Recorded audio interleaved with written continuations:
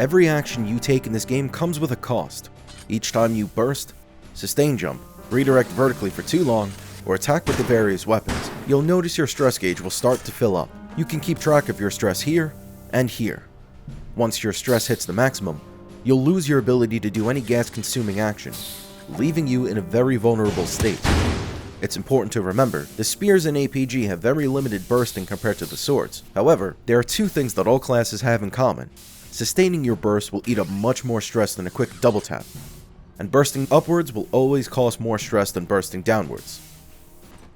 Aside from stressing out, most actions will also eat up your gas supply. Pay close attention to this, otherwise you'll be just as vulnerable as when you maxed out your stress. To help remedy this, you can find resupply stations placed around the map. At resupply stations, you'll encounter 3 different interactables. By pressing G, you can interact with each station. The first one here is used to change your class, useful for if you want to switch classes mid-game without dying. The second one here is used to replenish your gas supply. And finally, the last interactable here replenishes your ammo count. It's also important to note, not every resupply station will offer a class change, so make sure you remember these icons. That way you can find exactly what you're looking for mid-game.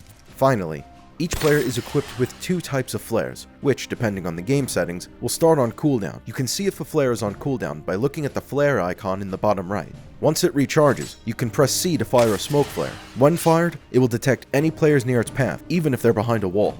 Alternatively, you could press V to activate the acoustic flare. When that one's fired, it will detect any players in a radius around the user, and will also go through walls. And that's all the information about the gear that you'll need to know to start playing. Remember to manage your resources so you can win prolonged fights, or survive against multiple players. Always make sure you're ready for a fight, or learn the hard way.